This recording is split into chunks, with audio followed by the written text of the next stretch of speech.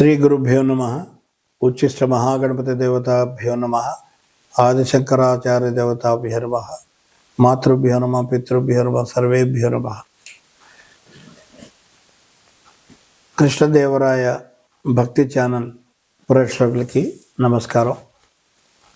ఈ ఎపిసోడ్లో మనం గురువు యొక్క సంచారం 12 రాశులకి ఏ విధమైనటువంటి ఫలితాలు ఉంటాయి అనేటువంటిది సంక్షిప్తంగా మనం చెప్పుకునే ప్రయత్నం చేద్దాం.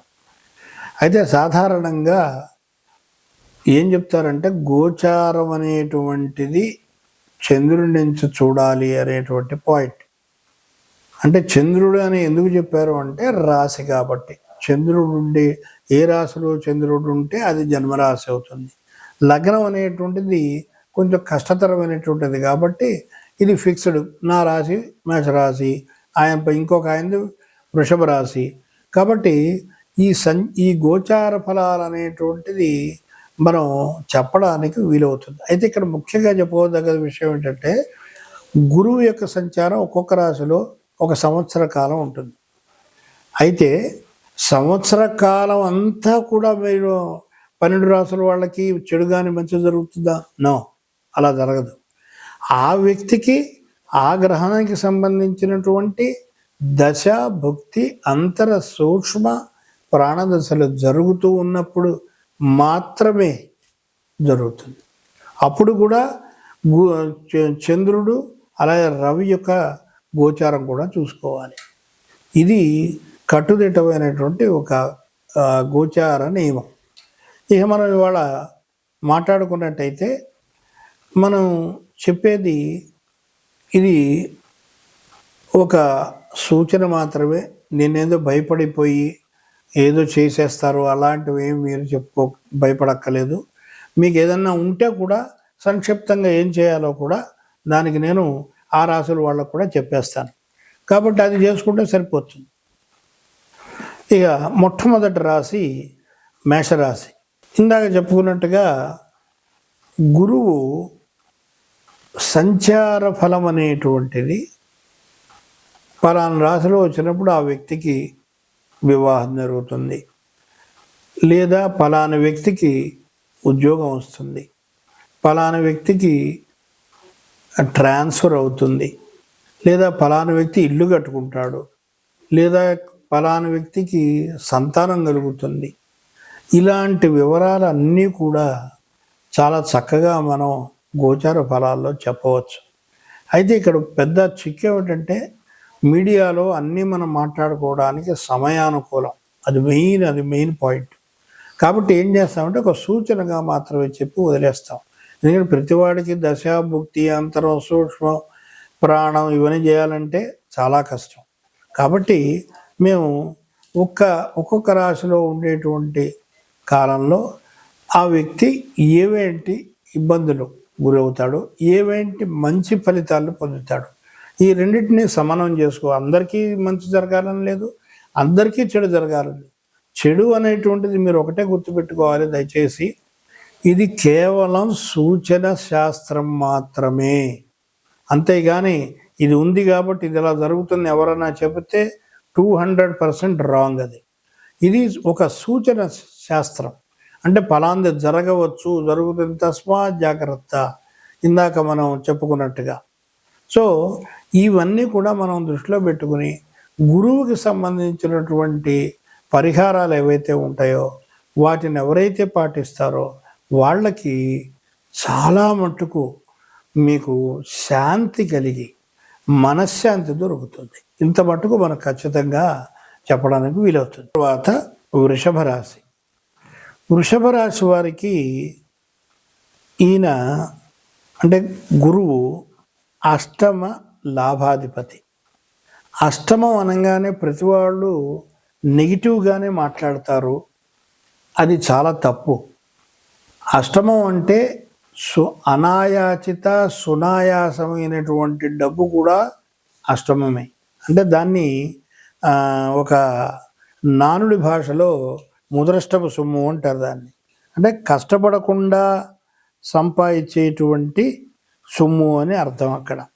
సో అటువంటి సొమ్ము వీళ్ళకి వచ్చేటువంటి అవకాశం ఉంటుంది.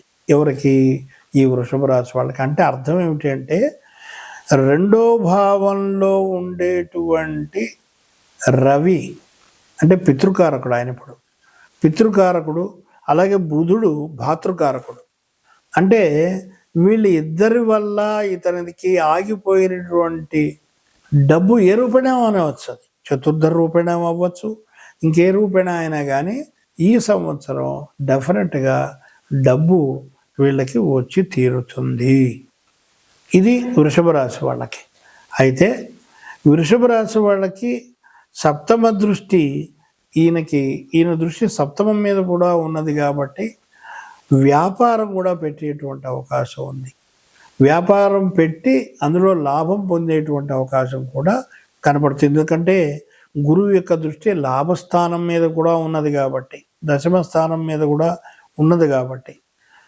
సో ఈ విధంగా వృషభ రాశి వాళ్ళకి మనం గురువు యొక్క గోచార ఫలితం చెప్పుకోవచ్చు సంక్షిప్తంగా. చివరిగా సంక్షిప్తంగా 12 రాశులకి